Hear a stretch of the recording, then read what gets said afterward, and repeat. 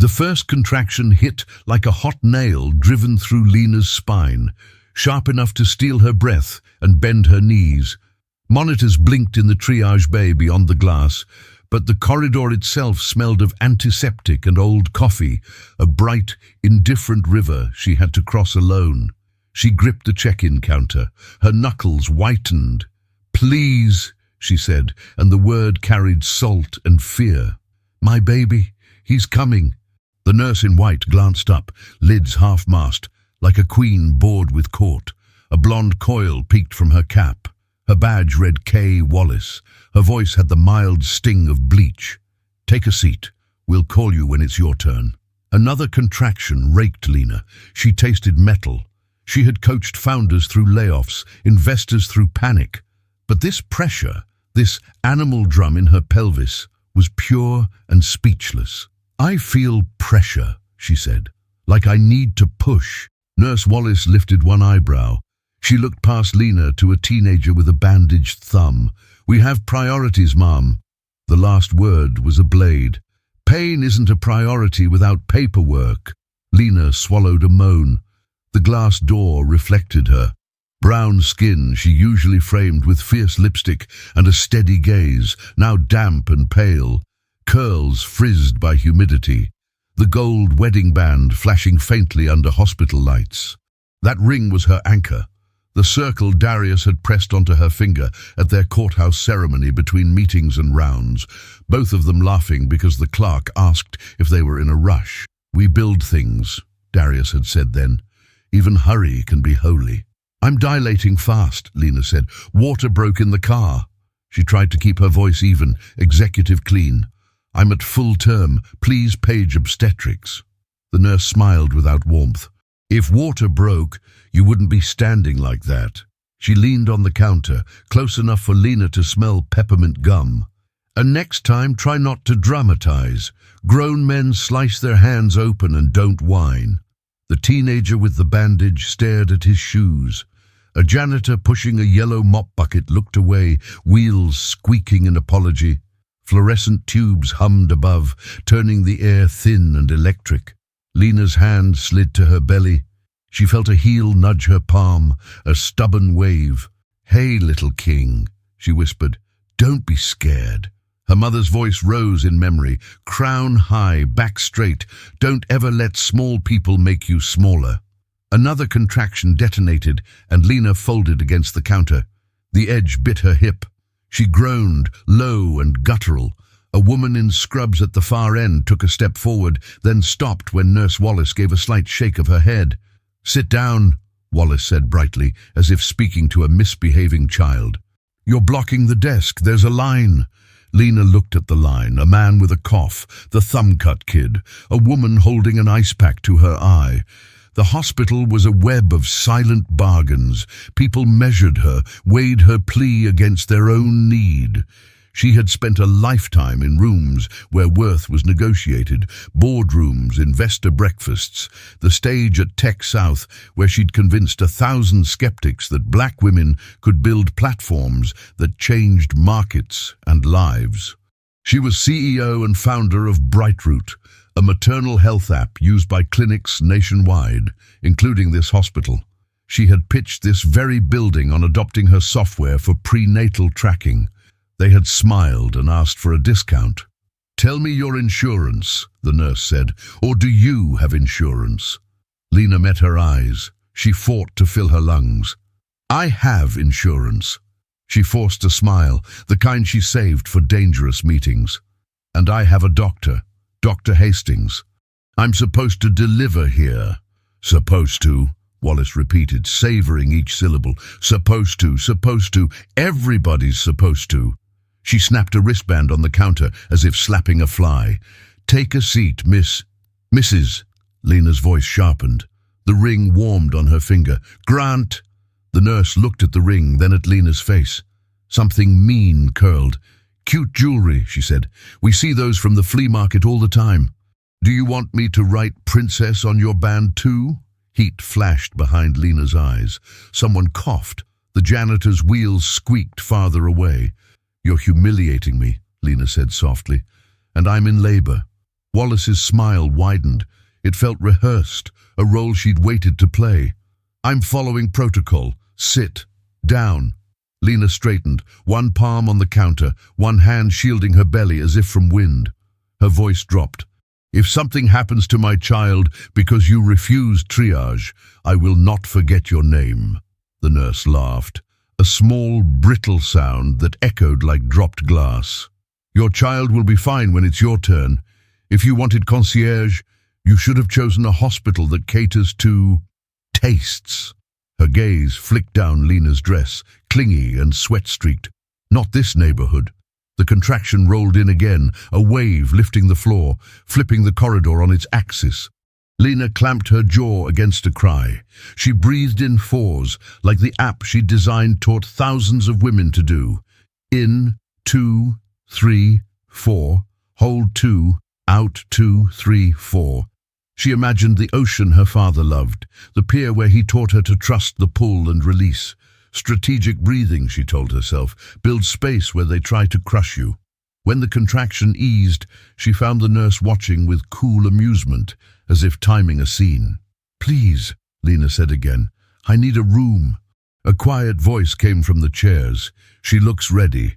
An older man, caramel skin, knit cap. He stood slowly, careful with his knees. "My granddaughter went fast. The baby didn't wait for the clipboard." Wallace didn't turn. "Sir, sit. We don't need commentary." Lena's phone buzzed in her purse. She fumbled it out and saw Darius's name. Relief flooded so quickly it made her lightheaded. She answered. "Baby," she breathed. "I'm here." "I'm downstairs," he said. Traffic was a mess. "Are you okay? I called triage to give them a heads up." Another contraction seized her. The phone slipped, clapped against the counter. Nurse Wallace's mouth curled. "No phones at the desk." She tapped a sign, then pushed the device back with one finger, as if it were something unclean. "Ma'am?" Darius's voice called through the tiny speaker, amplified by panic. "Whoever's there, please help my wife. This is Dr. Darius Grant." Wallace pressed the red button and handed the phone across the counter without meeting Lena's eyes. "Phone's off." The teenager with the bandage flinched. "Whoa." Lena stared at the black screen. For a heartbeat, she saw herself as the nurse must see her. A sweaty black woman with wild hair and a too bright ring, an interruption to routine, an irritation. She felt small, and the feeling enraged her. Her mother again. "You were not born to audition for their mercy. Make them audition for your memory." "Listen carefully," Lena said, each word a nail. "Page Dr. Hastings. Page Chief." "If you say Chief one more time," Wallace said, "I might actually laugh." Lena leaned forward until their faces nearly touched. Calm slid over her like a shawl pulled from a cedar chest. "You're making a mistake you can't undo." For the first time, a flicker of something, uncertainty maybe, edged the nurse's gaze. She covered it with a cold smile. "Take a seat, Mrs. Grant, or I'll call security." The next contraction was a storm ripping roof tiles, urgent and unstoppable. Lena cried out. Her water broke in a sudden warm rush that ran down her legs and pooled on the gleaming floor. The sound was obscene and holy. A patient gasped. The janitor's bucket squealed back into view, brakes soft and uncertain. Lena lifted her chin. "Now," she said through trembling teeth, "do you believe me?" Nurse Wallace stepped back as if the water were acid. "Maintenance," she called, voice high with disgust. "We have a spill." "Not a spill," Lena said, breathless. "A beginning." For a heartbeat, silence held. Then the corridor erupted. A different nurse hurried forward with a wheelchair. The older man shuffled closer, palms out as if steadying air. The thumb-cut boy whispered, "She's having it." Wallace thrust an arm between Lena and the approaching chair. "Do not touch her until she's checked in." "Kelly!" the other nurse hissed, shocked. "She's crowning." Wallace's eyes hardened. "Nobody moves until I say." Lena looked down at her ring, slick with amniotic fluid and sweat, but bright as a promise. She pictured Darius's face when the call cut. She pictured the son they'd named in secret. Ezra, helper. She felt him pushing toward light. "Stay with me," she whispered, not only to the child, but to anyone watching, anyone listening, because what happens next changes everything. The wheelchair bumped against her calf. The other nurse looked at Lena and then at Wallace, torn. Power is a tide, Lena thought. It flows, but it also turns. She set her palm flat on the counter, felt wood under laminate, a cheap veneer over structure. "I will remember this," she said, her voice low as thunder on the horizon gathering. Somewhere down the hall, an elevator dinged.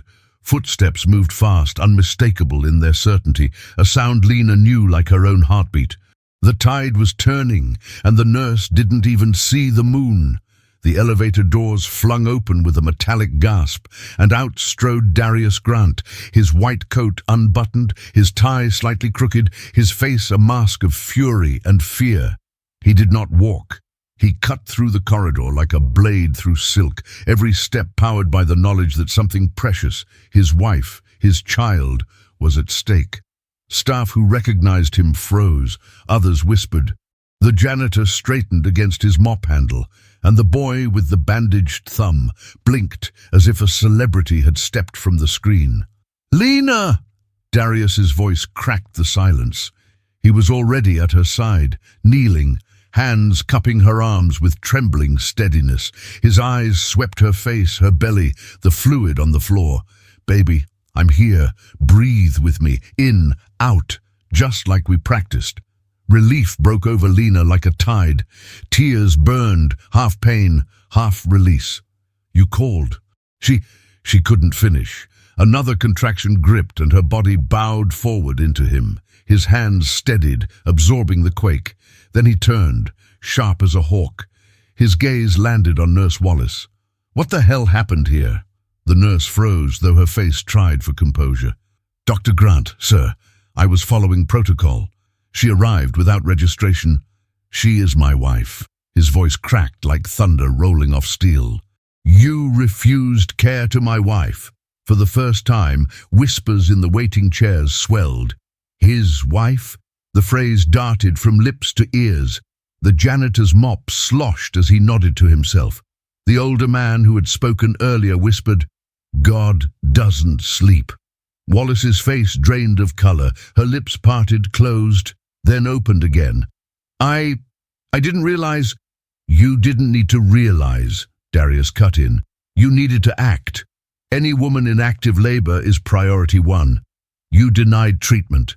You mocked her pain. You endangered my son." His voice sharpened on the last word, a shard aimed at her chest. "And you dared humiliate her." Lena leaned into the wheelchair that another nurse, trembling but determined, had finally brought forward. She lowered herself down, clutching the armrests as a contraction clawed through her. Darius never let go of her hand. "Stay with me, Lena. You're safe now." He bent close, his forehead nearly touching hers. "He's almost here. You've got this." But Lena shook her head faintly. "No," she whispered through the contraction. She has to hear it. She has to understand." The other nurse glanced nervously at Wallace, then back at Lena. "We need to move her to delivery now." "Wait." Darius's voice filled the corridor. He straightened to his full height, and the authority he carried, earned from years as chief medical officer and acting hospital director, settled like a mantle on his shoulders. He turned to Wallace, eyes like tempered steel. "Look at her. You see the sweat, the fluid on the floor? You hear her voice breaking with pain? That is what labor looks like, and you dismissed it." Wallace's mouth opened again, but words faltered. The veneer of superiority cracked. I thought—" "You thought," Darius snapped, "that her skin color told you more about her than her symptoms. You thought your bias was more trustworthy than her voice. And that thought could have killed both her and my child." Gasps rippled. A woman with the ice pack on her eye whispered, "Lord have mercy." The boy with the thumb cut ducked his head but kept staring, transfixed. Even the janitor muttered, "Say it plain, Doc." Wallace stammered, "Sir, please." "Don't sir me," Darius thundered. "Respect is not a word you use only when you learn someone's title. Respect is how you treat every patient who comes through these doors every single time." Lena's hand squeezed his. She leaned her head back against the wheelchair, eyes closed, breathing through the storm inside her, yet her lips curved in the faintest of smiles. This was why she loved him, not just the husband, not just the doctor, but the man who demanded dignity as non-negotiable. The second nurse tugged gently. "Dr. Grant, if we don't move her now—" "Yes." He bent, kissed Lena's damp forehead. "Let's go." His hand still clasped hers as they wheeled toward delivery. But halfway down the hall, he stopped. His gaze snapped back to Wallace, who stood rooted behind the counter like a child caught stealing. "Kelly Wallace," he said, voice cold with official weight. "You are suspended, effective immediately. Security will escort you off this floor." He gestured sharply, and two orderlies, wide-eyed but resolute, stepped forward. "I'll deal with the board myself. For now, you are finished here." The nurse's face crumpled. "Please, I didn't mean—" "You meant every word you spoke," Darius cut in. "And so did I. Actions have consequences. Learn that while you have the chance." The orderlies took her by the elbows, guiding her away as whispers chased her down the hall. "Suspended. Fired. Did you hear what she said to his wife?" The humiliation she had dealt was now mirrored back, magnified, each murmur a stone on her back. Lena turned her head, just enough to watch the scene blur behind her. The symbol of her ring caught the light again, radiant despite the chaos. She thought, justice has a strange rhythm, sometimes cruel, sometimes slow, but when it lands heavy. Another contraction hit, forcing her cry into the air. The corridor, moments ago thick with gossip, fell silent at the raw sound. The baby was coming. Nothing could stop it now. Darius leaned over her as they pushed through the swinging doors into delivery. "I'm here, Lena. I won't leave you for a second." Her eyes found his.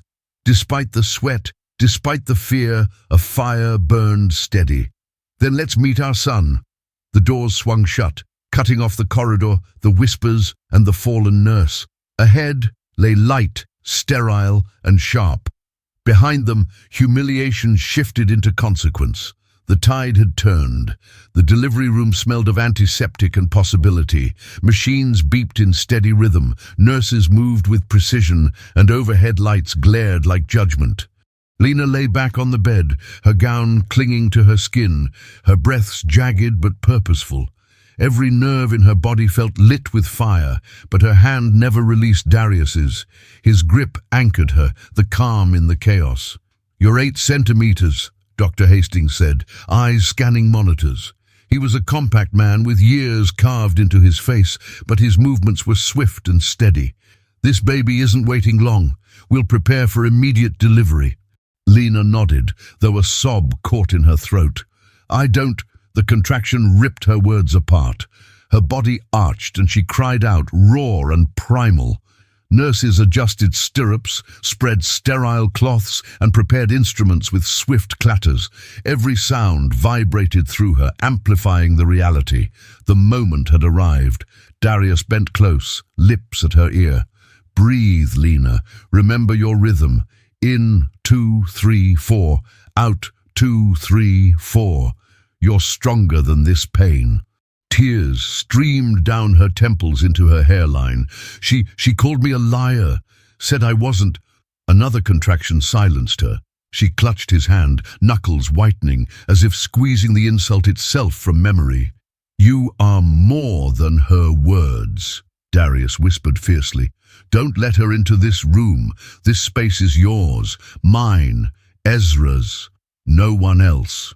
The name, Ezra, gave her strength. She whispered it like a prayer as the contraction eased. "Ezra, our Ezra." Dr. Hastings looked up. "We're crowning. I need you to push with everything you've got." Lena nodded, jaw set. Her mind split in two, one half consumed by searing pain, the other by a deep, commanding clarity. She thought of her mother's lessons, stand tall even when bent. She thought of Brightroot, the app she had built to empower women in exactly this moment, to remind them they were not powerless even in pain. She thought of the corridor, the humiliation. and she thought of what her child deserved, an entry into the world marked not by cruelty, but by defiance and love. "Push," Hastings ordered. She bore down, body trembling, every fibre screaming. The world narrowed to pressure and heat, Darius's voice counting, nurses urging, her own cry shaking walls. Then release. A sound split the air. Thin, high, insistent. A baby's first scream, ancient and new all at once. Ezra had arrived. Lena collapsed back, sobbing and laughing at once. Tears mixed with sweat as she tried to lift her head. "Is he—" "He's perfect," Darius said, voice cracking as the nurse laid the tiny, squirming bundle against Lena's chest. Ezra's skin glistened, his cries fierce, his fists pumping as though already fighting for space in the world. Lena gathered him close, her heart expanding until it threatened to burst. "Hello, my king," she whispered. "Welcome." For a moment, the humiliation, the cruelty, the prejudice outside the door dissolved. All that existed was the heat of his body against hers, the rhythm of his breaths, the undeniable truth that she had carried life through fire and brought him safely into light. But even in that sacred stillness, she felt the weight of what had happened.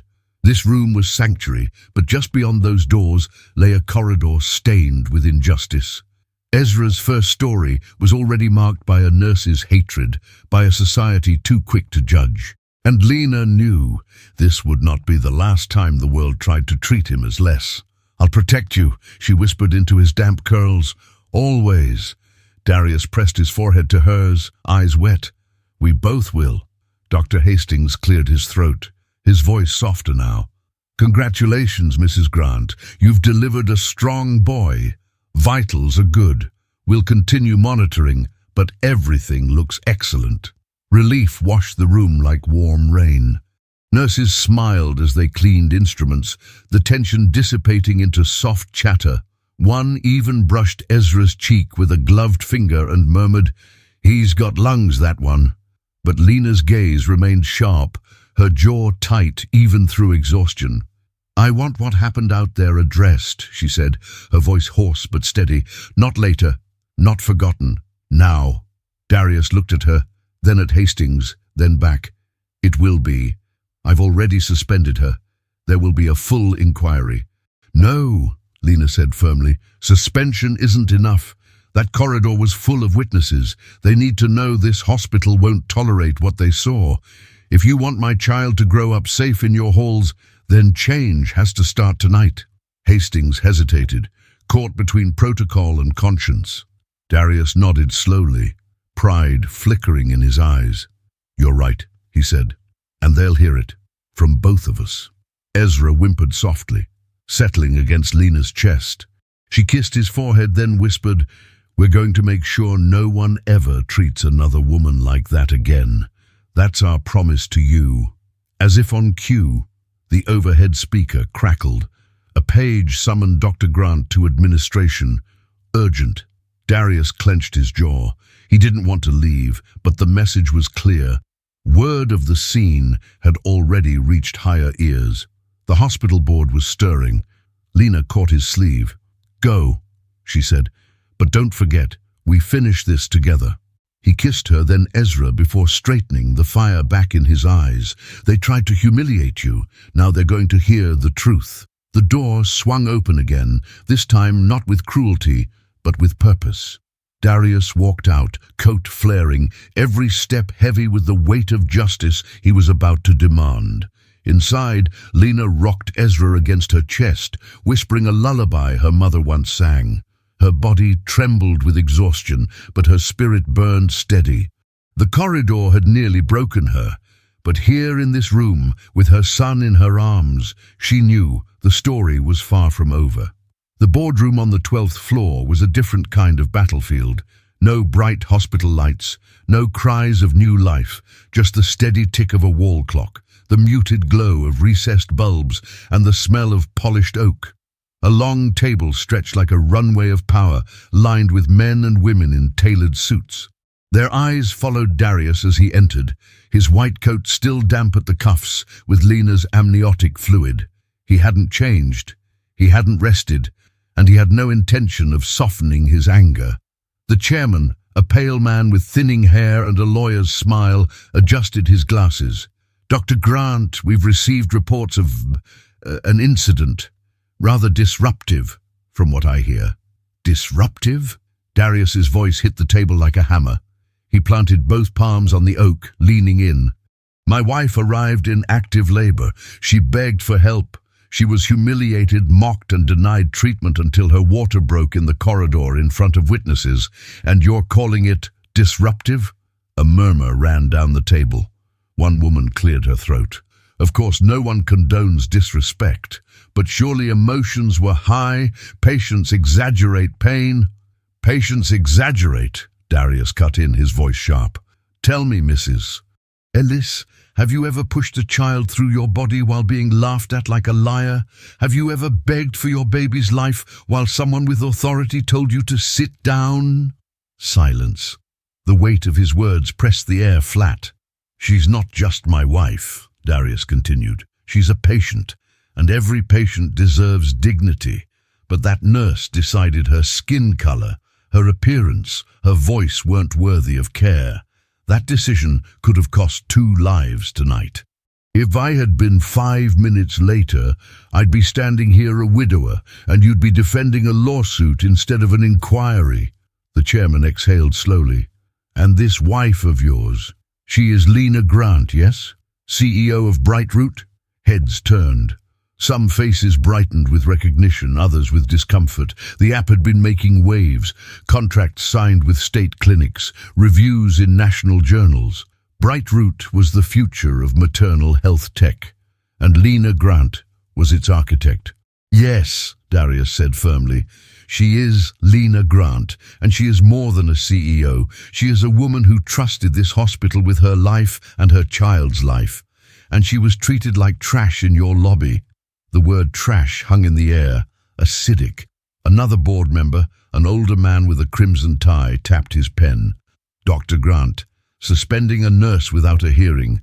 This sets a dangerous precedent. Staff will feel targeted." "Targeted?" Darius's eyes burned.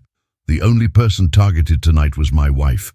And let me be very clear, this is not about one nurse. This is about a system that lets bias masquerade as protocol, a system that sees a black woman in pain and assumes she is exaggerating, lying, not worth rushing for. This hospital has tolerated that culture, but it ends tonight." The woman at the far end of the table shifted, her voice low but steady. "He's right." Head snapped toward her. She met their gaze. "I've heard complaints before. Mothers of color saying they weren't believed, weren't helped fast enough. We buried one last year, but the report softened it, made it sound like complication, not neglect. We've been ignoring this." The chairman frowned, but unease prickled the room. Darius seized it. "You want precedent? Here's precedent. We put dignity into policy. We build mandatory anti-bias training. We empower staff to act first, not second guess. And we make an example of Nurse Kelly Wallace. Her humiliation won't vanish into paperwork. It will be the reason this hospital changes." The crimson-tied man shook his head. "Doctor, emotions are clouding your judgment. Nurses are hard to replace. Lawsuits—" "Don't talk to me about replaceable," Darius roared. "If my wife were replaceable, I wouldn't be standing here. If my son were replaceable, I wouldn't care. But they aren't. And neither are the hundreds of women who will walk through those doors tomorrow. You want to worry about lawsuits? Fine. Worry about the one I'll file myself if this board decides to bury what happened. But know this, it won't just be legal. It will be public. Every news station in this city will hear how this hospital treated its director's wife, and what that says about how it treats women who have no titles, no power, no one to fight for them." Gasps, shifting chairs, nervous glances. The board could smell the scandal, taste the fallout. The chairman tried for calm. "Dr. Grant, let us not be hasty. Perhaps—" Darius straightened, towering. "Hasty? My son didn't wait. My wife's water didn't wait. Pain doesn't wait. But you've been waiting for years. Waiting while women die. waiting while nurses like Kelly Wallace humiliate mothers in front of their children, waiting while families bury loved ones. Enough waiting. His hand slammed the table, rattling water glasses. The time for hasty is now. For a long moment, no one spoke. The clock ticked on, measuring their silence. Then the woman at the end leaned forward again. He's right. If we don't act, this hospital's reputation will bleed. But if we do, if we make reform public, we don't just protect ourselves. We lead. Another board member nodded reluctantly. Public reform could rebuild trust. The chairman's jaw tightened, but resistance was crumbling. He saw it in their eyes, the shift of power. The tide had turned, and he was drowning in it. Darius's phone buzzed on the table. He looked at the screen, an image sent by Lena. Ezra, tiny, wrapped in a white blanket, eyes closed, mouth slack with sleep. A reminder of what was truly at stake. He turned the phone around and set it in the center of the oak. That's my son. He deserves to grow up in a hospital that honors his mother, not humiliates her. Decide wisely, because this moment, you will be remembered for it. The boardroom was silent, but heavy with decision. History, like a newborn cry, had forced itself into the room, and none of them could unhear it. By the time Darius left the boardroom, the weight of the hospital seemed to shift on its foundation. Word had already rippled through the halls, moving faster than an intercom page. Nurses whispered at stations, orderlies lingered by elevators, patients leaned toward each other in waiting chairs. Everyone wanted to know what would become of Nurse Kelly Wallace. Darius strode through the corridor, white coat trailing behind him like a banner of war. His expression was unreadable, but his eyes burned with decision. Staff who usually greeted him with polite smiles stepped aside instead, sensing the storm that still hung around him. At the nurses' station near maternity, Wallace stood rigid, flanked by 2 security officers. Her lips were pale, her hands clenched so tightly that her knuckles blanched. She looked less like the haughty woman who had mocked Lena, and more like someone facing judgment they never imagined would come. "Dr. Grant," one of the officers said, "we were told to wait for instructions before escorting her out." Darius didn't look at the officers, his gaze fixed on Wallace. "You had the chance to care for a woman in labor. You chose humiliation instead." His voice carried low but sharp, enough for everyone within earshot to hear. "This hospital doesn't have space for nurses who confuse cruelty with protocol." Wallace's lips trembled. For the first time, her arrogance cracked into desperation. "Please, Dr. Grant, I didn't know she was your wife." The words froze the hall, every syllable cut like a confession. Darius's eyes narrowed. "And if she weren't? If she were just another black woman in pain? Would you have left her to bleed in that corridor? You think her worth is measured by whose ring she wears. That is the rot inside this system, and tonight it ends with you." The corridor murmured alive, nurses whispering, patients watching, orderlies trading glances. The humiliation Wallace had dished out earlier now boomeranged back, sharper, heavier, because the audience she had once controlled was no longer silent. "You're suspended indefinitely," Darius said, voice cold as steel. "There will be a hearing, but until then, you will not step foot on this floor. Security, escort her out." The officers moved. Wallace's protest was a choked sound, half sob, half denial. She tried to speak again, but the corridor was no longer hers to command. Heads turned away, eyes narrowed. The shame was public now. She was no longer the authority. She was the warning. As the officers led her past the waiting chairs, the older man with the knit cap leaned forward. "The Lord don't sleep," he muttered loud enough for her to hear. The boy with the bandaged thumb whispered to his mother, "That's the one who yelled at the lady." Whispers followed her all the way to the elevator until the doors closed with a final metallic sigh. Silence lingered after her exit. Then, slowly, applause began, hesitant at first, then swelling. A nurse clapped, then the janitor, then patients. The sound grew until it filled the corridor, not for Darius, though his presence anchored it, but for Lena, for every mother who had walked through those doors unseen. Darius lifted a hand. The applause quieted. He stepped forward, voice resonant. What happened here tonight is not just about one nurse. It's about a culture that must change. I want every staff member here to hear this clearly. No woman will ever again be mocked, doubted, or denied because of the color of her skin, the sound of her voice, or the jewelry on her hand. Not while I lead this hospital. The words carried like a decree. A nurse at the back, eyes glassy, whispered, "Amen." Just then, his phone buzzed again. A message from Lena. "He's sleeping now. We're safe. But don't let them bury this, Darius. Make it count." He closed his eyes briefly, drawing strength from her words. Then he looked out at the corridor, full of faces, black, white, brown, young, old, fearful, hopeful. "This is the beginning," he said softly, but firmly, "and all of you are part of it." A young intern near the desk raised her voice, trembling but brave. "Dr. Grant, what happens to us if we speak up next time? Some of us are scared of being punished." Darius turned toward her, gaze steady. "Then understand this. From tonight forward, speaking up is not punished. It is required. You see neglect, you see cruelty, you raise your voice. And if anyone tries to silence you, they answer to me." The intern nodded, tears catching at her lashes. Around her, others straightened, orderlies squaring shoulders, nurses lifting chins, patients watching with new trust.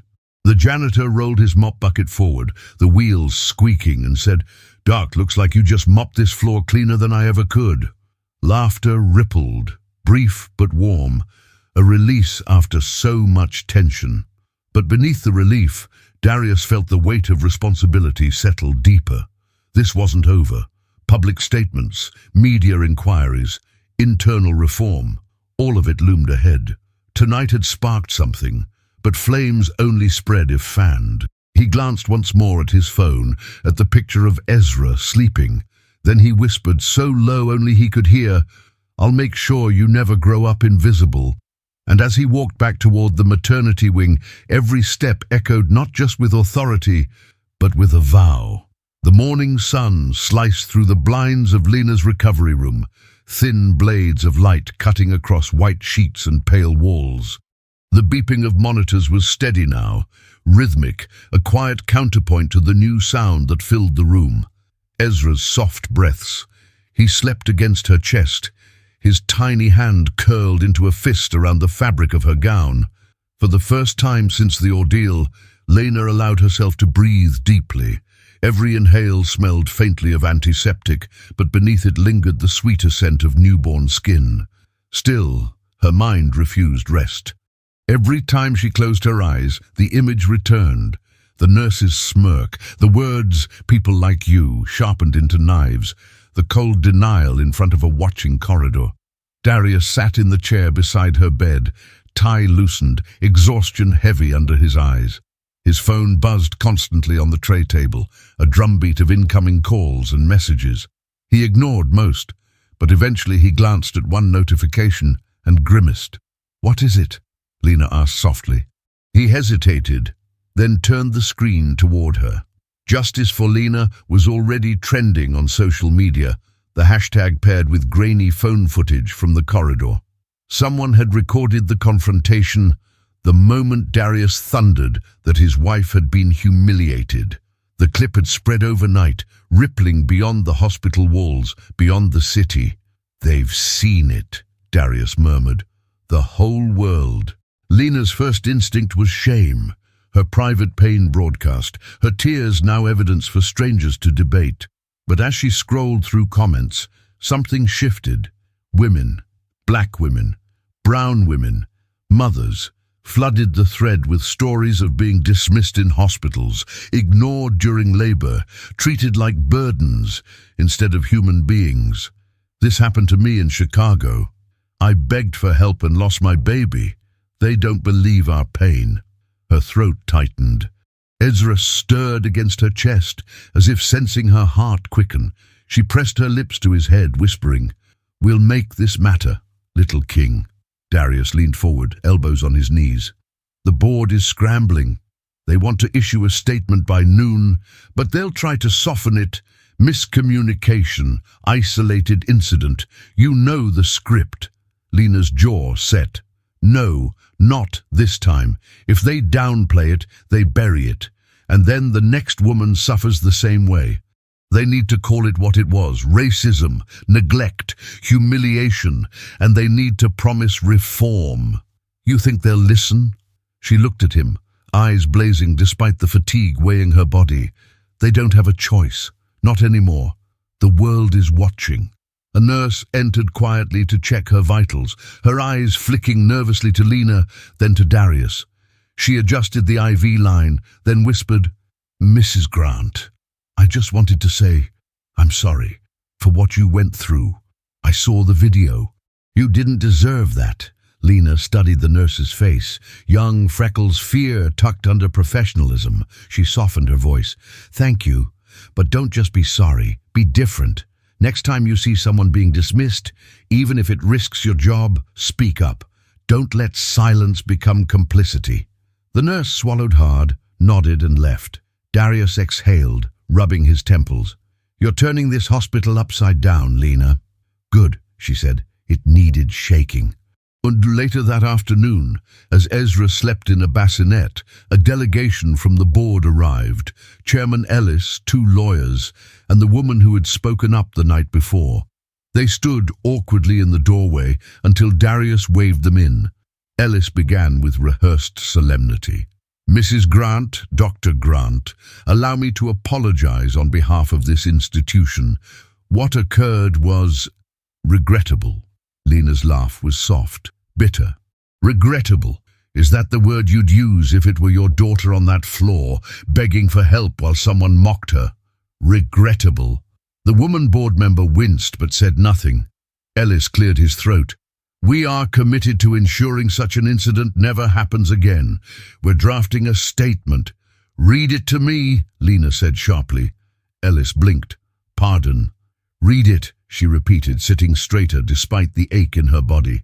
"Right now.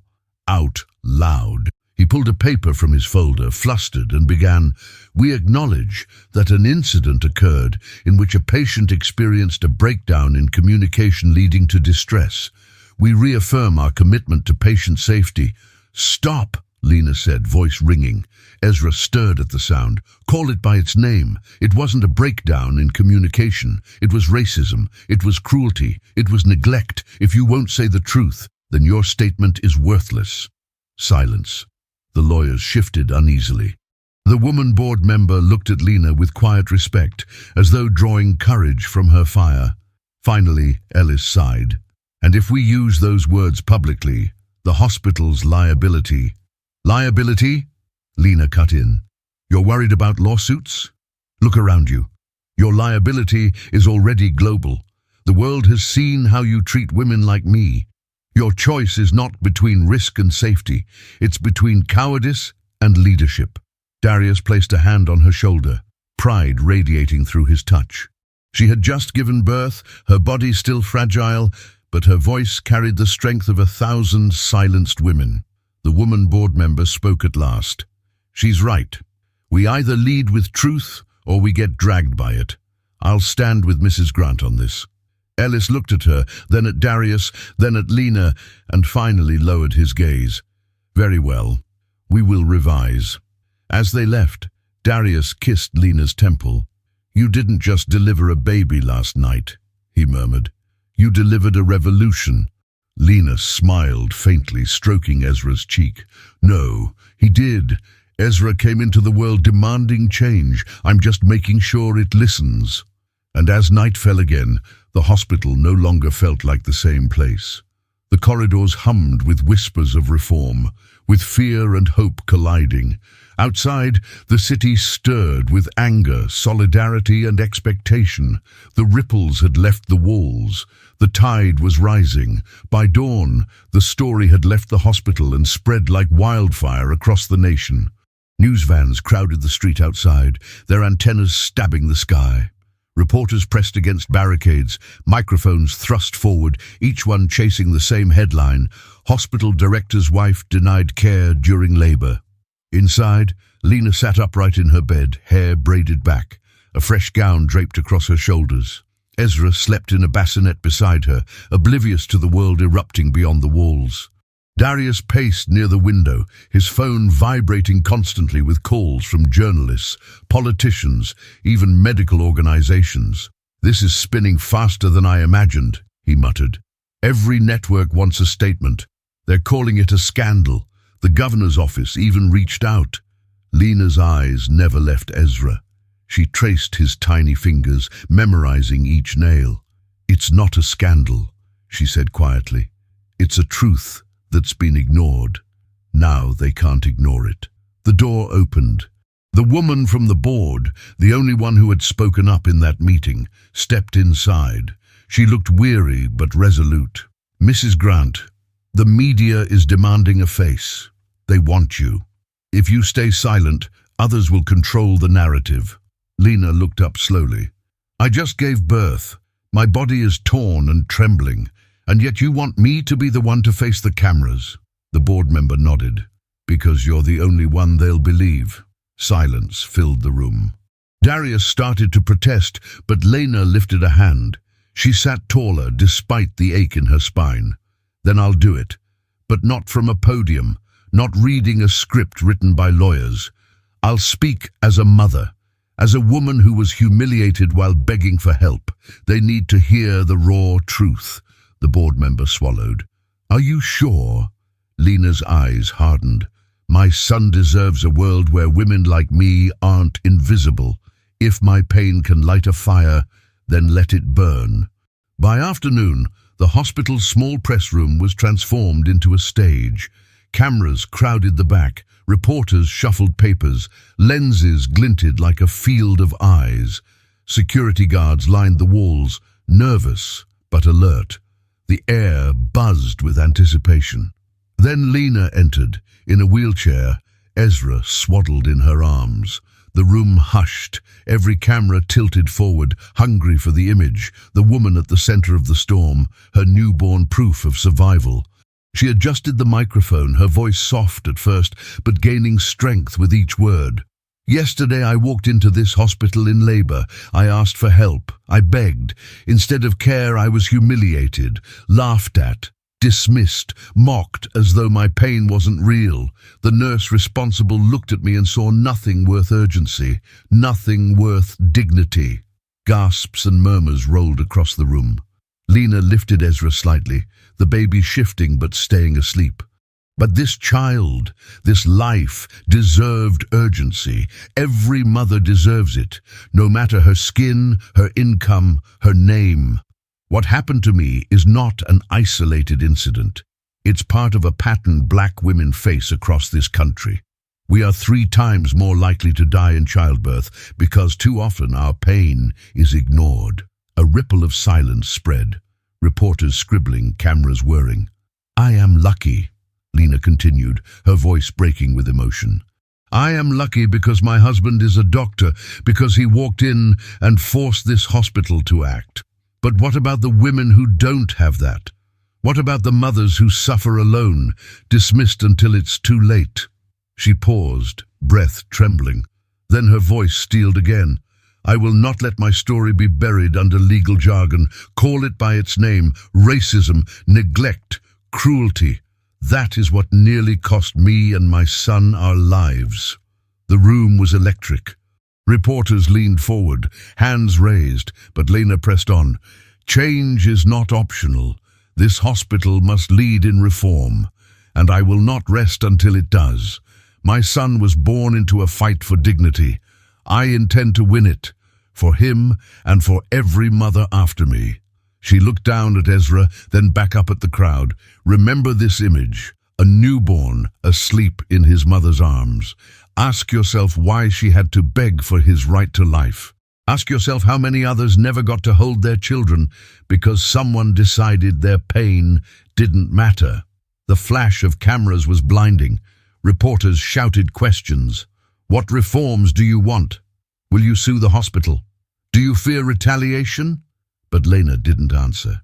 She let the silence linger, the image of her and Ezra searing itself into every lens. Then she turned her wheelchair and left, her back straight, Ezra still cradled close. Outside, the world erupted. News anchors replayed her words. Social media swelled with clips of her speech, tagged with "Justice for Lena," "Shan't believe black mothers," "She Ezra deserves better." Activists picked up her name, weaving it into campaigns. Celebrities tweeted support. Back in the recovery room, Lena finally sagged against her pillow, exhaustion crashing over her. Darius kissed her forehead, pride heavy in his eyes. "You didn't just speak," he murmured. "You roared." Her lips curved faintly. "Then let the world hear it echo." Ezra whimpered in his sleep as if agreeing. By the next morning, the storm had evolved into a hurricane.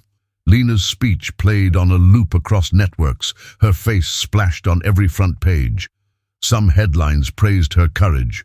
"Mother speaks truth to power." Others dripped with skepticism. Hospital scandal or media circus? Darius scrolled through the coverage on his phone, his jaw tightening with every swipe. One article from a conservative paper called her an opportunist leveraging victimhood. Another suggested she exaggerated her pain. His grip on the phone whitened until he set it down with a snap. "They're already trying to rewrite what happened," he muttered. "Turn you into the problem instead of the victim." Lena, still sore but more composed, adjusted Ezra in her arms. "Of course they are. That's how power protects itself. First they silence you, then they smear you." She pressed her lips to Ezra's head, whispering, "But the truth doesn't go away just because it makes people uncomfortable." Her phone buzzed next. Messages from old colleagues, fellow CEOs, journalists. Support flooded in, but so did threats. Anonymous emails telling her to stop playing the race card. DMs warning her to stay quiet if you want to keep your family safe. Darius snatched the phone from her lap, fury flashing. "This is harassment. I'll have security monitor everything." "No one touches you or Ezra." She touched his hand gently. "Darius, this isn't new. Women like me have lived with this all our lives. The difference now is that people are finally watching." At the hospital, fear rippled like a current. Donors called the board, threatening to pull funding unless the scandal was contained. Some staff grumbled that Wallace had been made a scapegoat. Others whispered relief that someone had finally said out loud what they'd long felt. The boardroom crackled with panic. Chairman Ellis slammed a folder on the table. "We are hemorrhaging credibility. Donations are frozen. Patients are threatening to transfer. This is catastrophic." The woman board member, who had backed Lena, shot him a look. "It's only catastrophic if we keep treating this like PR instead of reality. Admit the failure. Reform visibly. That's how we stop the bleeding." Ellis scowled. "You think donors want to hear the word racism attached to their hospital? They'll run. They'll run faster," she countered, "if we pretend nothing's wrong." In the corner, the hospital's PR director shifted nervously. "Mrs. Grant's speech has galvanized public opinion. If we oppose her, we lose. If we embrace reform, we can recover. The question is, do we have the courage to stand beside her?" Silence fell. Ellis rubbed his temples. "And if we don't, then," the PR director said softly, "we become the symbol of everything wrong in maternal care. And every death, every complaint, every lawsuit will land squarely on this hospital's name." Meanwhile, critics sharpened their knives. Talk show panels debated Lena's tone. A pundit sneered on live TV, "If she wasn't the director's wife, no one would care. This is nepotism dressed up as activism." Lena watched the clip from her bed, fury simmering. "So now my marriage invalidates my pain?" she asked aloud. Darius clenched his fists. "They want to strip your humanity until nothing's left. Don't let them." She nodded slowly. "Then we fight louder." That evening she opened her laptop and began drafting an op-ed. Ezra fussed at her side, but she typed one-handed, words spilling like fire. "I was humiliated while giving birth, but this story isn't only mine. It belongs to every woman silenced in a hospital corridor. You don't have to marry a doctor to deserve dignity. You only have to be human." When she finished, she read it aloud to Darius. His eyes glistened. "That's not just an op-ed," he said. "That's a manifesto." She smiled faintly. "Then let them try to silence me. Every attempt will only make me louder." The next day, as protests sparked outside the hospital, women holding signs that read, "Believe black mothers and dignity in delivery," a reporter asked Lena directly, "What do you say to those who claim you're exaggerating for attention?" Lena's answer spread like wildfire. "Attention? My child's first cry was almost his last because a nurse decided my pain didn't matter. If telling the truth feels like exaggeration, maybe it's because you've ignored it for too long." That clip, more than any headline, sealed the divide. Some branded her a hero, others a troublemaker. But either way, no one could ignore her. As night fell, she rocked Ezra against her chest, humming softly. Darius stood at the window, watching the glow of protest signs below. He turned back, eyes heavy but proud. "They can call you anything they want," he said, "but they'll never be able to call you invisible again." And in that quiet room, surrounded by both threats and praise, Lena understood something deeper. This wasn't just her fight anymore. It was a movement, and movements always provoke backlash before they break chains. The investigation began quietly, but it did not stay that way. The hospital announced an internal review of Nurse Kelly Wallace's conduct, though everyone knew it was more than one nurse on trial. It was the culture of the hospital itself. A committee was formed. 2 doctors, 3 nurses, 1 board member, and a community advocate brought in under pressure from the media. Testimonies were gathered behind closed doors, but leaks spilled like cracks in a dam. Darius sat on the panel, jaw tight, refusing to let the board sweep the matter into soft language. The first witness, a young nurse, spoke hesitantly, eyes darting toward the door. I was there that night. I heard her." Nurse Wallace told Mrs. Grant to sit down, called her dramatic. "We've all heard her say things like that before, especially to women of color. But no one ever said anything." "Why not?" Darius asked. The nurse swallowed. "Because Wallace was senior.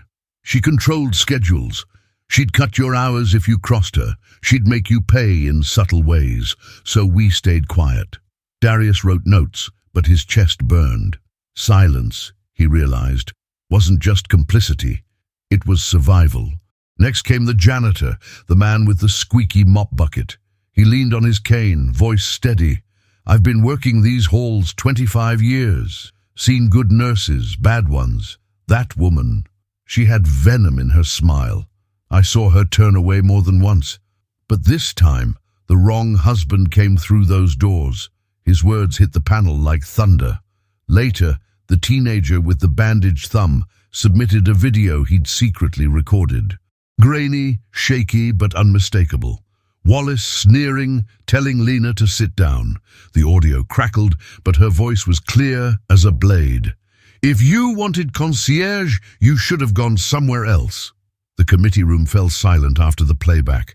One board member cleared his throat. That doesn't leave much room for interpretation." But the darkest revelation came from another nurse, older, weary. "I tried to file a complaint once," she admitted, 2 years ago. She ignored a black mother in labor, dismissed her pain. That mother lost her child. I filed the report. Administration buried it." The words hung heavy. Darius's pen froze mid-sentence. His pulse thundered in his ears. "Buried it?" The nurse nodded, tears welling. "Said it was a complication. Unavoidable. But I knew. We all knew. And when I pushed harder, my schedule was cut. My career stalled." The community advocate slammed a palm on the table. "So this isn't negligence. It's a cover-up. How many women suffered because the hospital didn't want a stain on its record?" No one answered, but the silence itself was damning. Meanwhile, Lena followed the investigation from her recovery room. Ezra nestled against her. She read the leaked testimonies online, fury sharpening with each line. When Darius returned that evening, his shoulders sagged with the weight of revelations. She reached for his hand. "Tell me." He sat heavily. "This isn't just about Wallace." She was protected. Complaints buried, careers threatened, and at least one child is dead because of it. Lena closed her eyes, grief pressing against her ribs. She thought of Ezra's warm body against her chest, and the thought of another mother's arms empty nearly broke her. "Then this isn't reform we're talking about," she said quietly. "This is reckoning." Darius looked at her, admiration cutting through his fatigue. "You always see the larger war." "Because I've been fighting it my whole life," she whispered. The press got wind of the buried complaint, and the story exploded anew. Headlines screamed, "Hospital knew, did nothing." Protesters swelled outside, their chants shaking the windows. "No more silence, justice now." Wallace, now hidden from public view, released a statement through her lawyer. "I was scapegoated. I followed hospital protocol. The real failure lies in administration." It was a desperate gamble, but it cracked the facade. For the first time, the board itself was under direct fire. That night, Lena wrote another message on her laptop, her words sharp as glass. "They say one nurse failed me. The truth is bigger. Systems failed me. Systems failed the woman who lost her child 2 years ago. Systems keep failing black mothers every day. We don't need scapegoats. We need justice." The op-ed was published by dawn, and by breakfast it was trending across every platform. Mothers from across the country echoed her words, flooding timelines with their own stories, their own losses. By noon, the pressure was unbearable. The board scheduled an emergency press conference. Cameras crowded the auditorium. Staff gathered nervously in the back. Darius stood beside Lena, who insisted on attending despite still recovering. She wore no makeup, her strength raw and unvarnished. Ezra's photo, tucked into her phone case, peeked out as she held it in her lap. Chairman Ellis stepped to the microphone, his voice stiff. "After thorough review, we confirm that Nurse Kelly Wallace is terminated, effective immediately. But more importantly, we acknowledge that systemic failures allowed misconduct to continue unchecked. For that we apologize, not with words, but with action. Effective today, this hospital will implement sweeping reforms." Gasps and murmurs followed, but the cameras weren't focused on Ellis. They were focused on Lena, sitting tall, her gaze steady. Later, back in the quiet of her room, Darius whispered, "You've forced the truth into daylight. They can't hide it again." Lena stroked Ezra's cheek, her voice soft but unyielding. "Truth is only the beginning. Now comes justice." The hospital's announcement landed like an earthquake. News tickers blared. "Hospital admits systemic racism in care." No, commentators called it historic, one of the first major institutions in the region to use those words without hiding behind euphemisms. Inside the hospital, the mood fractured. Some staff felt vindicated, others seethed. The break room chatter grew sharper, whispers turning into arguments. A young resident muttered, "About time we said it out loud." A senior nurse snapped back, "So now everything we do is called racist." The air was thick with tension, as if reform itself were a contagion spreading through the halls. At the heart of it, Lena watched closely. Still sore, but moving better each day, she walked the corridors with Ezra in a sling against her chest. Some nurses met her gaze with gratitude. Others looked away, resentment in their eyes. She carried it all, the thanks and the scorn, because she knew revolutions never arrived wrapped in harmony. The board rolled out its reforms within days. Every staff member, from janitors to surgeons, would undergo anti-bias training. A new reporting system was created, one that bypassed administrators who had buried complaints before. And most significant of all, a maternal equity task force, chaired by none other than Lena Grant. When the appointment was announced, reporters swarmed. Microphones crowded her, demanding quotes. Lena held Ezra higher on her shoulder and said simply, "I didn't choose this fight. It chose me.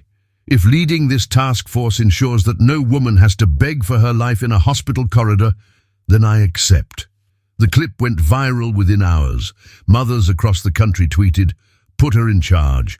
Finally, someone who gets it." But not everyone cheered. Anonymous emails poured in, accusing her of using her husband's position for influence. One newspaper ran an editorial calling the reforms a witch hunt against hard-working nurses. Another pundit sneered, "Hospitals can't run on feelings. Protocols exist for a reason." Lena read every word.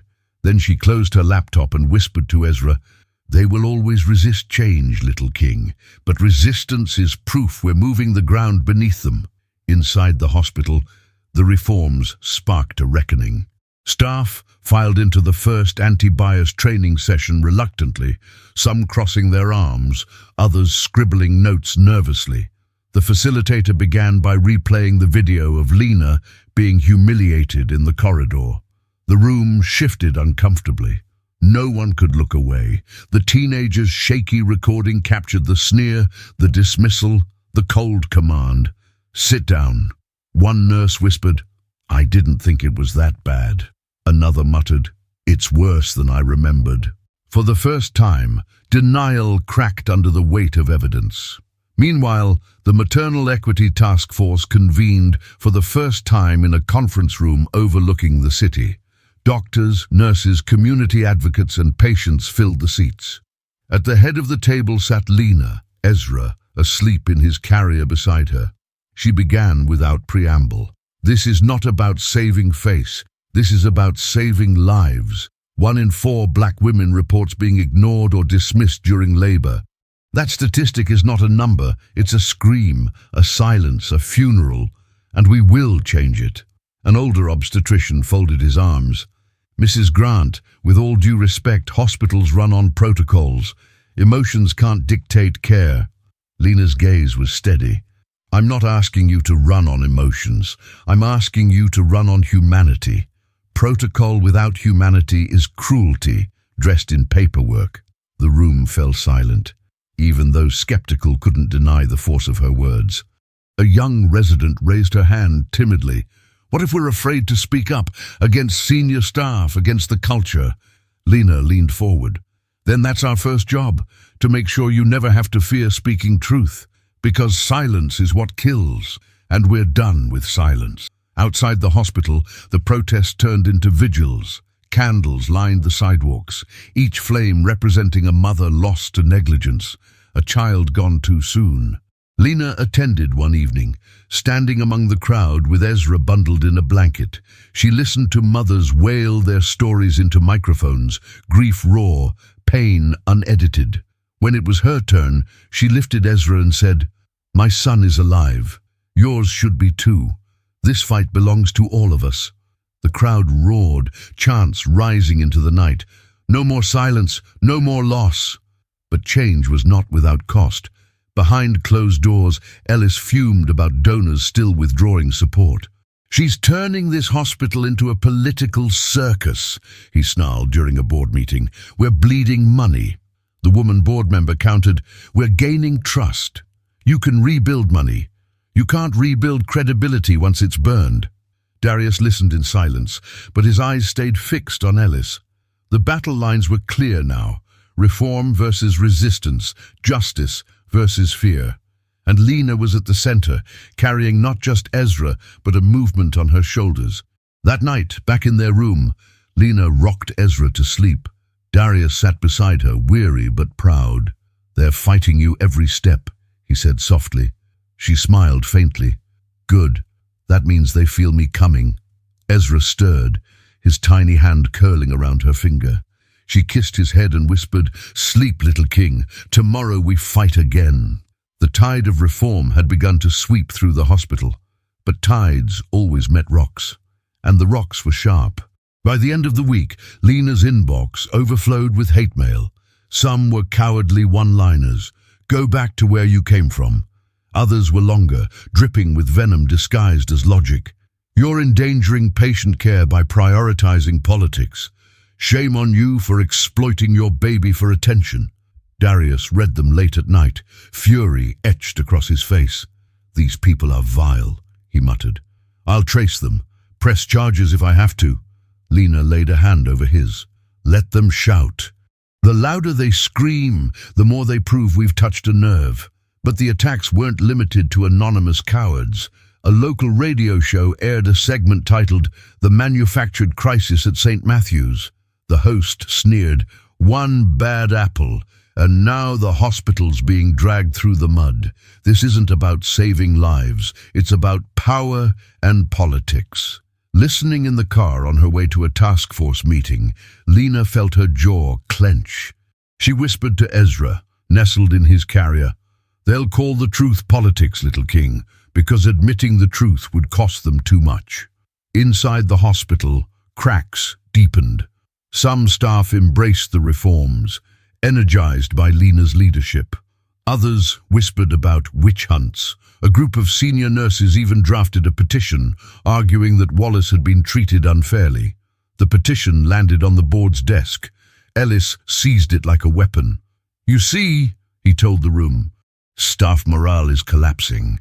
This crusade is tearing the hospital apart."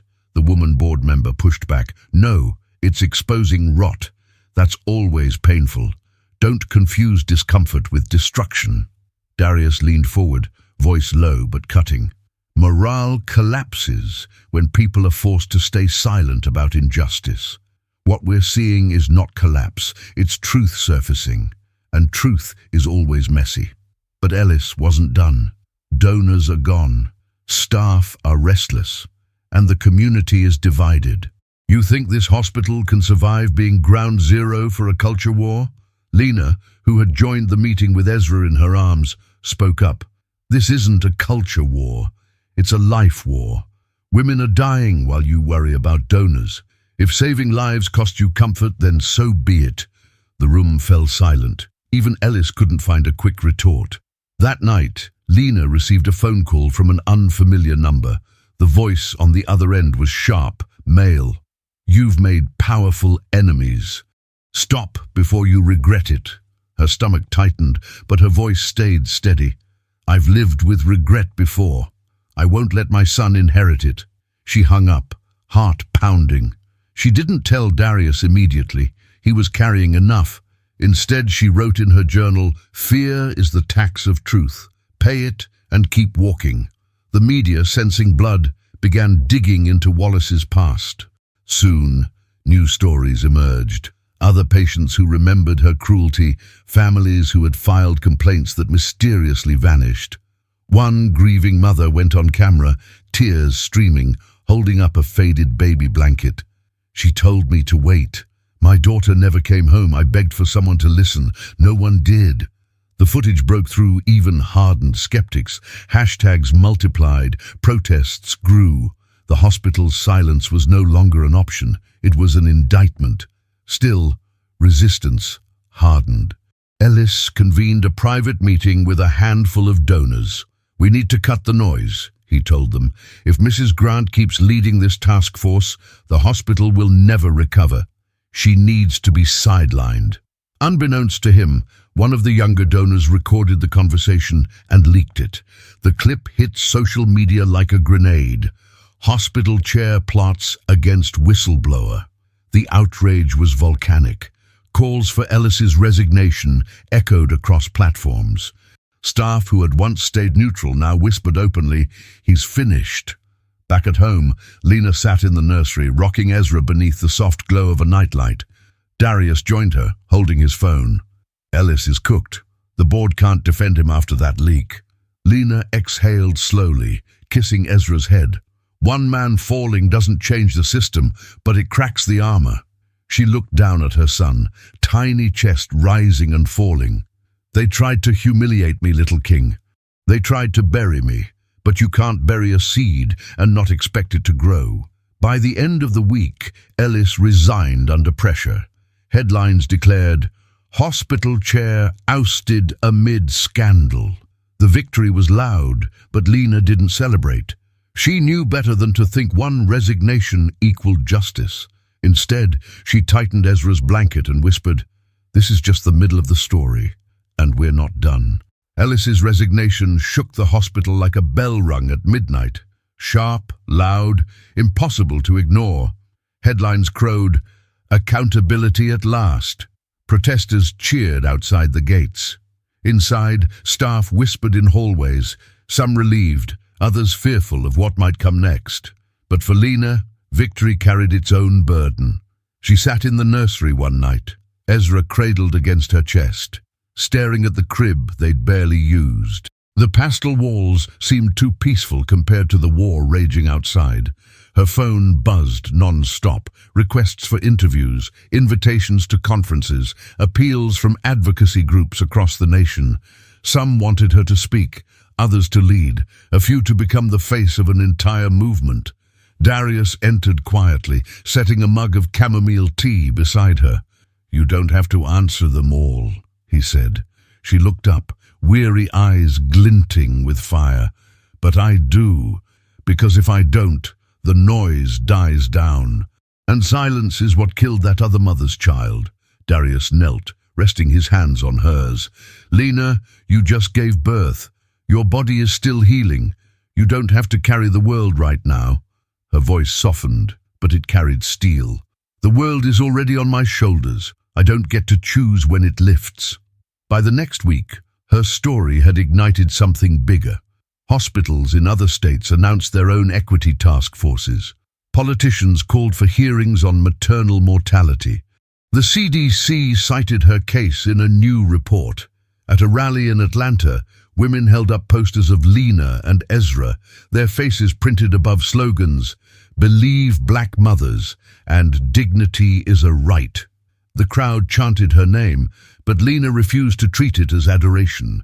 To her it was a summons, a reminder of the responsibility she now bore.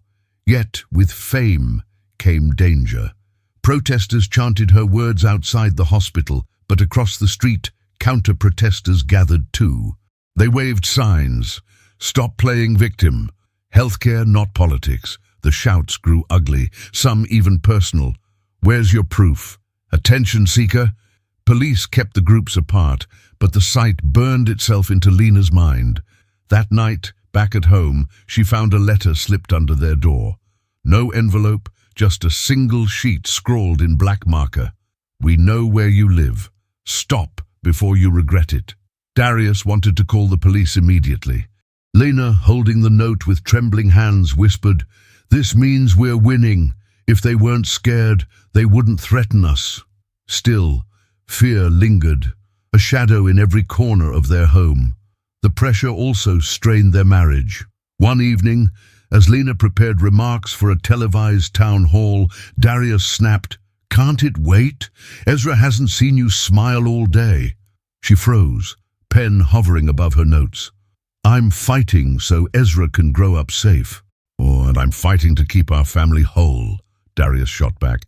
His voice cracked, softer now. "Lena, I almost lost you. Twice. Once in that corridor, and again every time you pour yourself out for the world. Don't let them take you from me." Tears welled in her eyes, but her jaw set. "If I stop now, every mother who believed me stops too. And then Wallace wins. Ellis wins. The silence wins." They stood in heavy quiet until Ezra cried from his crib. Lena scooped him up, pressing his cheek to hers, whispering through her tears, "I don't know how to be less, Darius, not anymore." Despite the tension, Lena pressed forward. At the town hall, she faced a skeptical moderator who asked, "Critics say you've politicized childbirth. How do you respond?" Lena lifted Ezra, who squirmed gently in her arms. "My son's first breath was almost stolen because someone decided my pain wasn't real. If survival is political, then so be it. But I call it human." The audience erupted in applause. The clip went viral by morning, cementing her as both loved and loathed. But privately, exhaustion gnawed at her. Night feedings blurred into strategy calls, healing into advocacy. Some days she felt like two women inhabiting the same body, one mothering a newborn, the other mothering a movement. One afternoon, she collapsed onto the couch. Ezra nestled on her chest. She whispered into his soft curls, What if I fail you, little king? What if I can't hold this crown?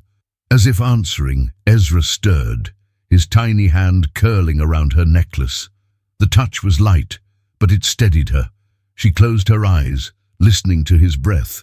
Then I'll fight tired, I'll fight afraid, but I'll keep fighting, because you deserve better. That night, Darius found her asleep on the couch, Ezra still in her arms. He lifted the baby gently, kissed Lena's forehead and whispered, "You don't have to carry it alone. I'll stand with you. Always." For the first time in days, her lips curved in a tired smile. "Then maybe," she murmured, "we can carry it together." By the time Ezra turned 1 month old, Lena's name had become a rallying cry. Her face appeared on magazine covers, her words quoted on protest signs from New York to Los Angeles. The movement no longer belonged to one woman, it had become a wave. Congress announced hearings on maternal mortality, citing the Grant case as a catalyst. Cameras captured senators holding binders filled with stories submitted by mothers across the country. Lena received an invitation to testify, her name printed boldly at the top of the witness list. Darius read the letter aloud at their kitchen table, his voice solemn. "They want you to speak before the nation." Lena nursed Ezra quietly, her expression unreadable. "It's not about what I want anymore. It's about what needs to be said." The weeks leading to the hearing were a blur of preparation. Advocacy groups begged her to represent them. Strategists offered talking points.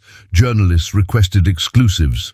But Lena knew she couldn't be anyone's mouthpiece. She would speak as she always had, raw, unpolished, unafraid. Still, the danger escalated with her visibility. Threats multiplied.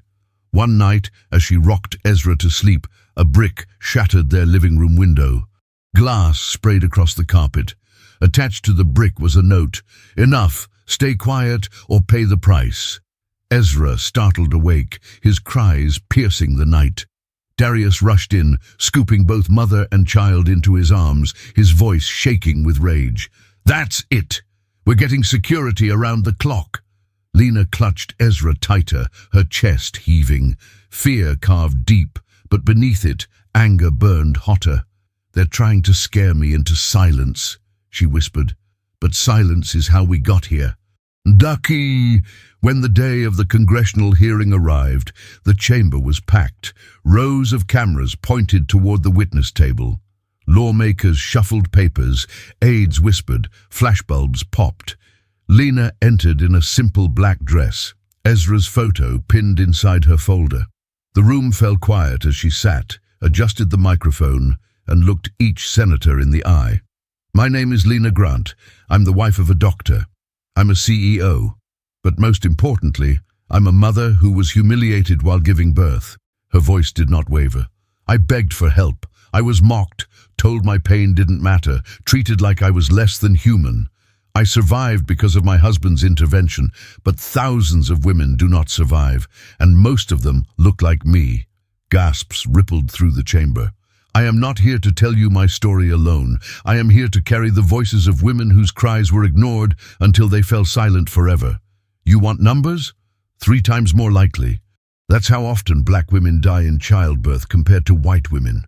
You want proof? Look at the graves, the funerals, the empty cribs." She leaned forward, eyes fierce. "The question isn't whether you believe me.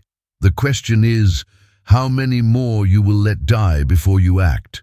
The room erupted, cameras flashing, murmurs surging, senators shifting in their seats. One lawmaker leaned into his microphone. "Mrs. Grant, what reforms do you demand?" "Training is not enough," Lena said firmly. "Accountability is not enough. We need transparency, federal oversight, systems that track every complaint so no mother is buried under bureaucracy, and we need consequences for negligence, no matter how high it climbs." Her final words cut like a blade. Because if a hospital can humiliate the wife of its own director, imagine what it does to the woman with no title, no platform, no one watching. She deserves the same care I fought for. She deserves better. Odum, the hearing hall exploded in applause. Despite gavel bangs for order, reporters rushed to file stories. Headlines lit up within the hour. Lena Grant testifies, "Silence is how we got here." But not everyone celebrated. That evening, a commentator on national television sneered, "Mrs. Grant wants to federalize childbirth. This is nothing but hysteria masquerading as policy." Another pundit added, "She's exploiting her baby for attention. It's shameful." Lena watched the segment with Darius, Ezra asleep between them. She exhaled slowly. "They'll twist it every way they can, but they can't untwist the truth." Darius kissed her temple. "And the truth is louder than they are." Outside, the protests grew. Some held candles, others held bullhorns. A mural appeared on the side of a downtown building, Lena holding Ezra, eyes blazing with the words, "Every mother matters." But the danger grew too. That night, another threat arrived, this one carved into her front door. "Last warning." Lena traced the grooves with trembling fingers. Her body shook, but her voice was steady. "They think threats will stop me," she whispered to Ezra. "But the louder they threaten, the louder I'll speak." In private, though, exhaustion pressed harder. She confided in Darius one night, voice raw. "I don't know if I can keep this pace. My body still aches. My mind is on fire. I want to be just your wife, just Ezra's mom. But the world keeps asking for more." He took her hands, eyes shining. "Then give what you can, and rest when you must. The movement won't die if you sleep. It's bigger than one person now. You lit the fire. Others will keep it burning." For the first time, Lena allowed herself to cry, not tears of weakness, but of release. She pressed her face into his chest and whispered, "Promise me we won't lose ourselves in this fight." Darius kissed her hair. "We'll fight, Lena, but we'll still be us." Ezra stirred in his crib, letting out a soft coo. They both turned toward him, and for a moment the world outside faded. The threats, the politics, the headlines, all shrank. Here was the truth they fought for, a child, alive, breathing, unbroken. It happened on a Thursday evening, one of those dusky hours when the world straddles calm and chaos. Lena had just finished a virtual town hall with mothers across the country. Ezra was fussing in his bassinet, and Darius was preparing a bottle in the kitchen. For a fleeting moment, life felt almost normal. Then came the crash. The sound of glass shattering echoed through the front room. Lena spun, heart seizing. A brick lay on the floor, jagged edges glittering with shards. Wrapped around it was another note in thick black marker. "Enough." Before she could react, headlights blazed through the window. A car idled outside, engine revving like a predator circling prey. Darius ran in, bottle forgotten, eyes wide. He scooped Ezra into his arms and barked, "Get down!" The car peeled away, tires screaming. Silence rushed back in, but the house no longer felt safe. Not a sanctuary, just walls that couldn't keep hate out. Lena trembled, one hand over her chest. "They came here," she whispered. "Not just threats, not words. Here." Darius's jaw clenched. "It's escalation. We're calling the police. Security won't just be outside. We'll move if we have to." But Lena shook her head, tears burning her eyes. "If we run, they win. They want me scared into silence." "You're not silent," he said fiercely. "You never have been, but you can't fight if you're not alive." The police came, indifferent and perfunctory. They filed a report, promised extra patrols, then left with weary shrugs. Lena felt the same rage she had felt in that hospital corridor, dismissing her, dismissing danger, dismissing her life. Later that night, as Ezra slept between them, Darius whispered, "We're one attack away from tragedy. I can't lose you." Lena stared at their son, his tiny chest rising and falling. Her voice was steady. "Then we don't hide. We protect ourselves, yes, but we speak louder. If they try to break us, we show them we are unbreakable." The next day, Lena arrived at the hospital with Ezra strapped to her chest, cameras already swarming. She stood on the steps, flanked by supporters, and lifted the broken brick for all to see. "This is what happens when truth scares people," she declared. "They throw bricks because they can't throw facts, but hear me clearly. No brick, no threat, no smear will silence me. If you are willing to attack a mother holding her newborn, then you have already lost." The crowd roared, chants swelling into the sky. "No more silence, no more fear." The image, Lena holding her baby in one arm, the brick in the other, splashed across every network. It became an instant symbol, defiance against hate. Behind closed doors, the hospital board panicked. Donors demanded stronger security. Politicians called for federal protection. And whispers began that Lena herself was at risk of becoming a martyr, a role no one wanted, but everyone feared. The woman board member told her privately, "You've become bigger than the hospital, bigger than this city. They'll either protect you or try to destroy you." Lena smiled grimly. "Then let them try, because the more they attack me, the clearer the truth becomes." But even the strongest fire flickers in the wind. That night, exhaustion broke through her armor.